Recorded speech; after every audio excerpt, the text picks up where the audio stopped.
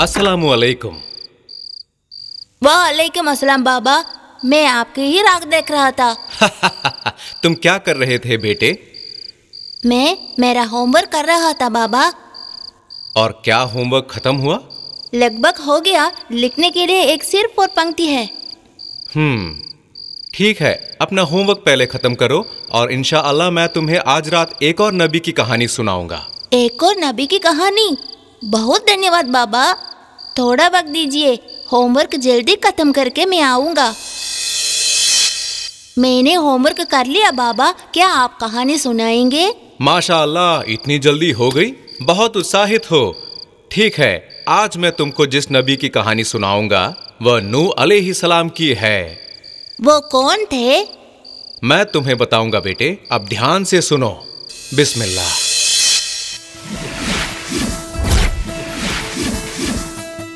नूह अलैहिस्सलाम नबी की कहानी।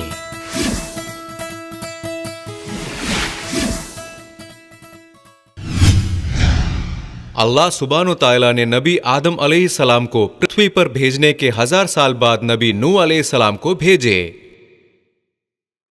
अब तक पृथ्वी पर आबादी कई गुना बढ़ गई थी और उस समय तक शैतान मानव जाति पर अपनी गंदी चाल चलने लगा था और लोगों ने मूर्तियों की पूजा करना शुरू कर दी थी।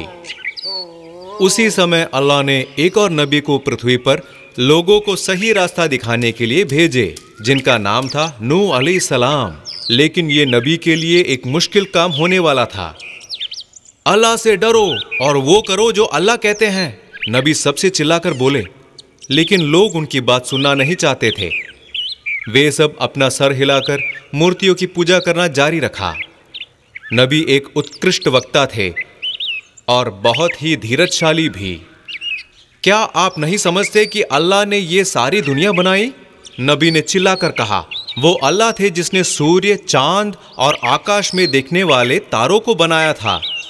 उसने नदियाँ, पहाड़ों और पेड़ों को बनाया जो हमारी चारों ओर हम देख सकते हैं। उसने ये सब आप लोगों के लिए किया था, सिर्फ आपके लिए। फिर आप उनका सम्मान क्यों नहीं कर रहे हो? इन मूर्तियों की पूजा क्यों कर रहे हो? लेकिन लोगों ने उनको अपना पीठ दिखाया और कहा, अरे तुम कौन होते हो हमें सलाह देने वाले? और तुम शायद झूठ बोल रहे हो। चले जाओ और हमें अकेला छोड़ दो। लेकिन पृथ्वी पर अच्छे मुसलमान भी थे। उनमें से ज्यादातर कमजोर और गरीब थे। वे नबी के बातों को सुनकर समझ गए थे कि वे मूर्तियों की पूजा करके पाप कर रहे हैं। अब पृथ्वी पर लोगों के दो अलग अलग समूह हो गए। एक जो अल्लाह सुब्हानो तआला को मानते थे और दूसरा जो मूर्तियों की पूजा करते थे। नूह अलैहिस्सलाम कई सालों तक लोगों को उपदेश देते रहे।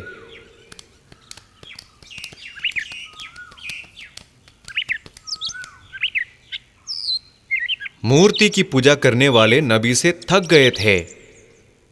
तुम बहुत सालों से झूठ बोलते आ रहे हो, उन्होंने कहा।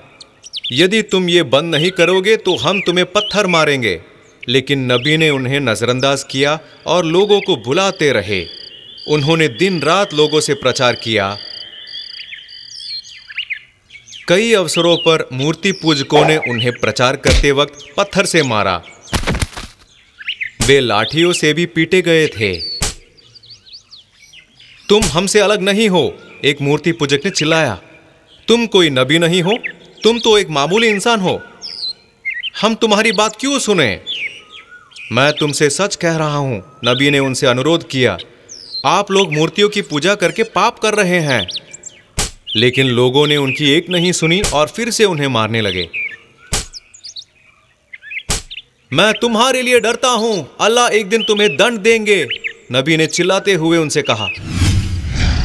लेकिन वो लोग बेशर्म थे और कहने लगे, वो एक मूर्ख है, उसकी बात मत सुनो। इतना दर्द सहकर भी नबी लोगों को बुलाने से पीछे नहीं हटे। उन्होंने 950 साल तक उन्हें उपदेश देते रहे। नास्तिक मिलकर नबी का मजाक उड़ाते रहे। और अब तक वे इस समस्या को और गंभीर बना चुके थे। नूह अलैहिस्सलाम अब बहुत ही निराश हो गए थे, जबकि अविश्वासियों की संख्या बढ़ती जा रही थी। एक रात जब नबी प्रार्थना कर रहे थे, तब अल्लाह ने उनसे बात की। दुखी न हो नूह, खुदा ने नबी से कहा, तुमसे जो कहा गया था वो तुमने किया। मैं पृथ्वी के सभी लोगों को अपने गलत कामों के लिए दंड देने जा रहा हूं। मुसलमानों और जानवरों को छोड़कर पृथ्वी पर हर कोई मरने वाला है। अल्लाह सुब्हानो तआला ने कहा। पहला कदम के रूप में खुदा ने नबी से कहा कि वो कई वृक्ष लगाए। नूह अलैहिस्सलाम को इसका कारण नहीं पता था, लेकिन वो अल्लाह की बात सुनी और जैसे उन्हें बताया गया था वो पेड़ लगाते गए। उन्होंने उनकी बात सुनने वाले अच्छे मुसलमानों से भी यही करने को कहा। वे 100 साल तक ऐसा करते रहे। कई सालों बाद अल्लाह ने नबी से फिर बात की। इस बार उन्होंने नबी से एक जहाज का निर्माण शुरू करने के लिए कहा। यह एक विशाल जहाज होना चाहिए जिसमें इस पृथ्वी के सारे जानवरों की एक जोड़ी जा सके। अल्लाह ने कहा। नबी भ्रमित हुए। उन्हें जहाज बनाना नहीं आता था और पहले कभी किसी ने जहाज नहीं बनाया था। इसके बावजूद नबी ने मालकों की सहायता से जहाज को बनाना शुरू किया। पहले जहाज बनाने के लिए योजना बनाई। जहाज का ठीक आकार कोई नहीं जानता है। कोई कहते हैं इसकी लंबाई 600 फुट थी और कोई कहते हैं कि इसकी लंबाई 2400 फुट थी। जो भी हो, वो जरूर एक विशाल जहाज होने जा रहा था।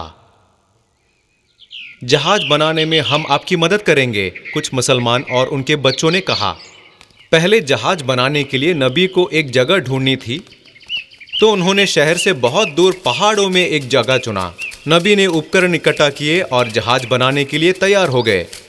लकड़ी के लिए उन्होंने पेड़ों को काटना शुरू कर दिया। हाँ, वो वही पेड़ थे जो उन्होंने 100 साल पहले लगाया था। उन्होंने योजना के अनुसार जहाज का निर्माण शुरू कर दिया। सभी जहाज बनाने के लिए दिन रात कठिन मेहनत करते रहे। जब नबी को पहाड़ की चोटी पर एक जहाज बनाते हुए नास्तिकों ने देखा तो वे उनका मजाक उड़ाने लगे। हा, तुम तो एक बूढ़े मूर्ख हो। उन्होंने कहा, तुमको भला इतना बड़ा जहाज का जरूरत क्या है? और दूसरों ने कहा, और इसे समंदर तक कैसे ले जाओगे? आप जल्द ही जान जाएंगे, नबी ने उत्तर दिया। लोग नहीं जानते थे कि नबी वो जहाज क्यों बना रहे थे और उन्होंने सोचा नबी का दिमाग ठिकाने पर नहीं है। नबी और उनके साथियों ने कड़ी मेहनत की और कई महीनों के बाद जहाज आखिरकार तैयार हो गया। वे जहाज का काम खत्म करने में जो मदद मिली उसके लिए अल्लाह को शुक्रिया अदा किया। दिन ब दिन बाढ़ का समय करीब आ रहा था। एक रात अल्लाह ने नबी से कहा कि वो धरती में बाढ़ शुरू करने वाले हैं। वो दिन जब नबी के घर के चूल्हे से पानी निकलेगा।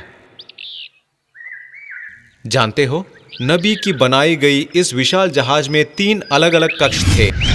पहला कक्ष पक्षियों के लिए, इसका दूसरा कक्ष मनुष्यों के लिए और तीसरा जानवरों के लिए। और जब बाढ़ का दिन करीब आ गया, जानवर और पक्षियां एक एक करके पहुंचने लगे। वे जोड़ियों में आ रहे थे, एक नर और एक नारी। वहां हाथी, जिराफ, शेर, खरगोश और तोते भी थे। और जल्द ही जहाज पृथ्वी के सभी प्रकार के जानवरों और पक्षियों से भर गया।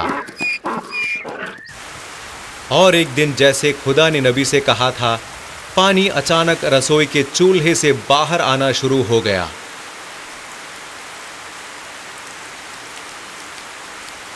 नबी को इसी इशारे का इंतजार था। वो जान गए कि बाढ़ का समय आ गया है। जब वो बाहर निकले तो देखा कि बारिश भी हो रही थी। बिना देरी किए वो भागकर सभी अच्छे मुसलमानों को बुलाए जिन्होंने उन्हें जहाज बनाने में मदद की थी। उन्होंने उन सभी को जहाज पर तुरंत चढ़ने के लिए कहा।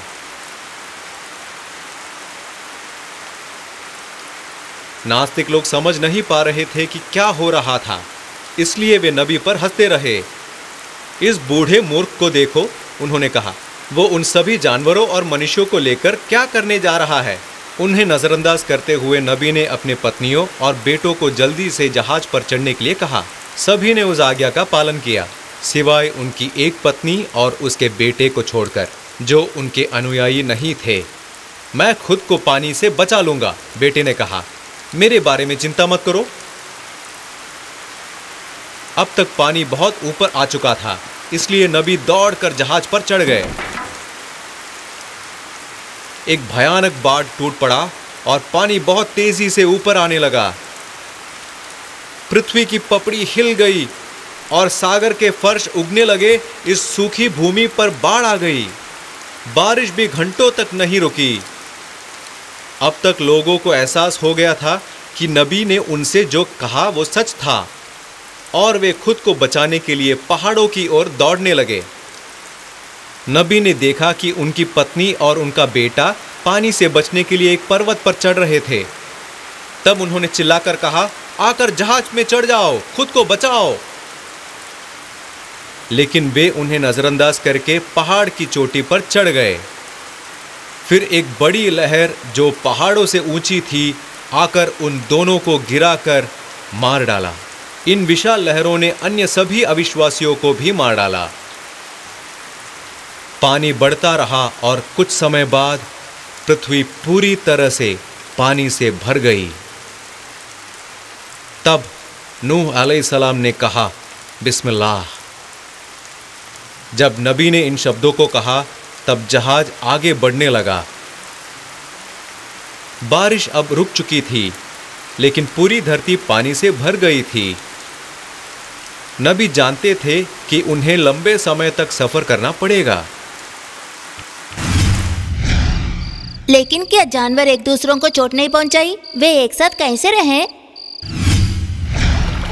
जहाज के अंदर 80 लोग थे और नबी ने मनुष्यों और जानवरों के लिए आवश्यक भोजन इकट्ठा करने की सावधानी ली थी।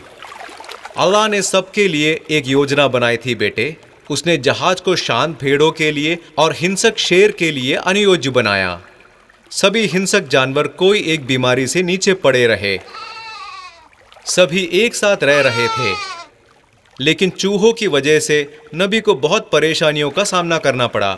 वे हर जगह थे, ऊपर और नीचे दौड़ रहे थे, यहाँ काटना वहाँ खरोचना। उनकी वजह से बहुत मुसीबत हुई। और जब नबी ने अल्लाह से प्रार्थना की तब अल्लाह ने बिल्लियों को बनाया। बिल्लियों ने चूहों का शिकार करना शुरू किया और उसके बाद चूहे भी अच्छी तरह से पेश आने लगे। इस तरह अल्लाह सुब्हानो तआला ने कई समस्याओं का समाधान किया जो नबी को यात्रा के दौरान सामना करना पड़ा। वे अब 150 दिन तक सफर कर चुके थे और अब तक उन्होंने कहीं पर जमीन नहीं देखी थी।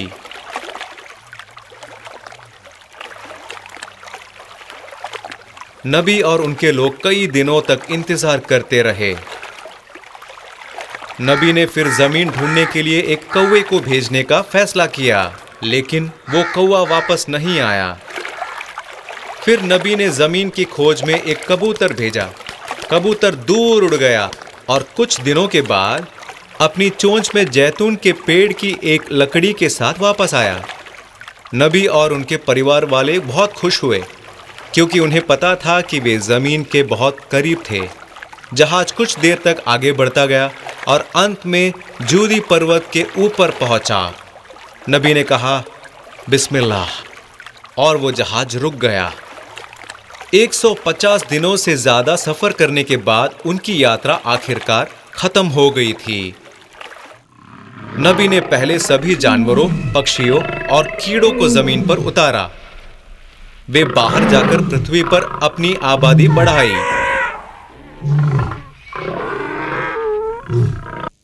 नबी और अन्य मुसलमान जहाज से बाहर निकल आए और सबसे पहले उन्होंने अपना माथा जमीन पर रखकर प्रणाम किया। और यह एक नई शुरुआत थी मानव जाति के लिए। ये एक बढ़िया कहानी था बाबा। माशा अल्लाह, मुझे खुशी है कि तुम्हें यह पसंद आया। अब क्या मैं इस कहानी से कुछ सवाल पूछूं? हाँ बाबा। ठीक है, तो बताओ अल्लाह सुब्हानो तआला ने पृथ्वी पर नबी नूह अलैहिस्सलाम को क्यों भेजा? लोगों को अल्लाह के पास वापस बुलाने के लिए। सही कहा मेरे बेटे। अब ये रहा अगला सवाल, लोगों ने नबी की बातों को क्यों नजरअंदाज किया? धरती पर लोगों ने सोचा वे उनसे झूठ बोल रहे थे। उन्होंने सोचा नबी एक साधारण आदमी था। बहुत अच्छे आमिर, क्या तुम बता सकते हो कि नबी के परिवार के साथ और कौन कौन जहाज पर चढ़े? मुझे इसका जवाब पता है। मुसलमान लोग भी जहाज पर चढ़े और उनके साथ साथ जानवर, पक्षियाँ और कीड़े भी चढ़े थे। ये भी सही जवाब है। और अब ये रहा आखिरी सवाल, मुझे उस पर्वत का नाम बताओ जिस पे जाकर जहाज रुकी। क्या वो जोधी पहाड़ थे बाबा? तुमने सही कहा बेटे, माशाअल्लाह, तुमने तो सभी सही उत्तर दिया। धन्यवाद बाबा। ठीक है, तो आज के लिए सिर्फ इतना ही। मैं कल एक और कहानी सुनाऊंगा मेरे बेटे। मां सलामा।